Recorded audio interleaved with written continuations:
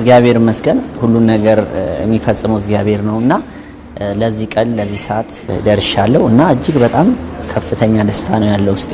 እንቅስቃሴ የሰው ልጅ ቢሰራ የሚመከር ተፈጥሯዊ የሆነ ነገር ነው። እንቅስቃሴን ሲሰራ ደግሞ የግድ ያመጋገባችን ሁኔታ ማብረን ማሰብ አለብን። አሁን ላይ እንደውም ከምን ጊዜውም በበለጠ ሁኔታ አስፈላጊነታቸው የጤናማ አመጋገብና የአካል ብቃት እንቅስቃሴ ጨምሯል። ምክንያቱም የአኗኗር ዘይቤያችን ተቀይሯል። አሁን ይሄ እንደ ድሮ አባቶቻችን አንድ ቦታ ለመሄድ በእግር አይደለም የምንሄደው፣ ተራራ ወጥተን ወርደን አይደለም። ተላላፊ ያልሆኑ በሽታዎች ቁጥር ሀገራችን ላይ በጣም እየጨመረ ነው እና ለነዚህ ነገሮች ለመከላከል አመጋገብና የአካል ብቃት እንቅስቃሴ አስፈላጊ ነው። አዲስ አበባ ዩኒቨርሲቲ ነው ስፖርት ሳይንስ ዲግሪን የመጀመሪያ ዲግሪን ያስኩት። ስፔሻሊቲ ደግሞ ሄልዝ ኤንድ ፊትነስ ነው። በተጨማሪም የኢትዮጵያ ሰውነት መገንባት ፌዴሬሽን ፕሬዚዳንት ነኝ። እንዲሁም ደግሞ አይኤፍቢቢ የሚባል ተቋም አለ፣ ኢንተርናሽናል ፌዴሬሽን ኦፍ ባዲ ቢልዲንግ። በዛ ደግሞ ዲፕሎማ አለኝ እና ያው እችን ያለችኝን ነገር ተጠቅሜ እውቀቷን እንደገና ደግሞ ከሙያ ከኔ ሲኒየር ከሆኑ ሰዎችም ሀሳብ በመውሰድ ነው ይሄን ነገር ያረኩት።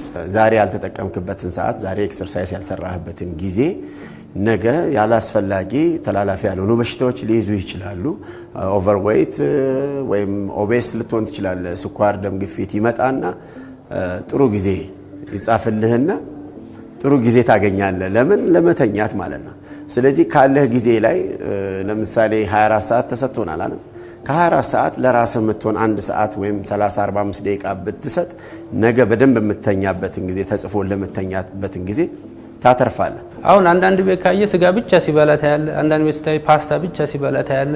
አናብዛው፣ አመጣጥነን እንጠቀም የሚለው ነውና አካል ብቃት እንቅስቃሴና አመጋገብ ባላንስ አድርገን መሄድ አለበት። ከጊዜ ጋር ከኑሯችን ጋር የምናገናኘው ከሆነ ይሄ ሰበብ እንጂ ለውጥ አያመጣም፣ ለጤናችንም ጥሩ አይደለም።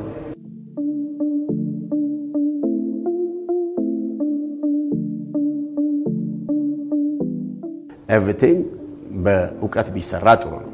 ስፖርት ደግሞ ያው ተፈጥሮ አለን አይደል? እያንዳንዱ መስል፣ እያንዳንዱ ጆይንት፣ ሊጋሜንት፣ ቴንደን፣ አጥንት ብትል ጥንቃቄ የሚፈልጉ ናቸው።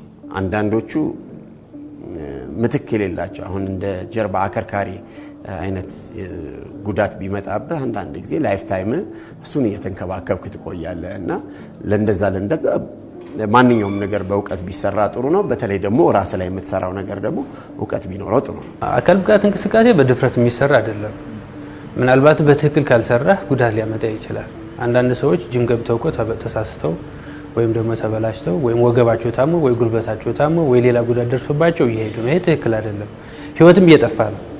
ስለዚህ ትክክለኛውን ባለሙያ ማግኘት ያስፈልጋል። ትክክለኛውን መጽሐፍ ማንበብ ያስፈልጋል። ትክክለኛውን አስተማሪ ጋር መገናኘት ያስፈልጋል።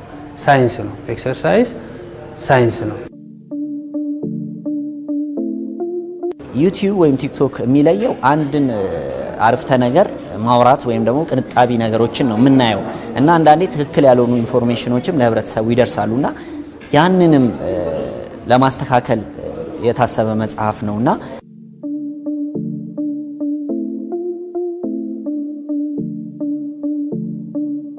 መጽሐፍ ሰው የሚያውቀው ነገር ሼር ማድረግ ነው። ንፉግ አለመሆን ነው። ባይዘወይ ንፉግ ብትሆን ይዘው ነው የምትሞተው የምታውቀውን ነገር ሰው ጽፈህ ሞክረህ ሰው ይተችህ ከፈለገ ትክክል አይደለም እንደዚህ መሆን ነበረበት ማስባል በራሱ ትልቅ ነገር። ዴቭ ወንድሜ በጣም ጎበዝ፣ በጣም በርታ።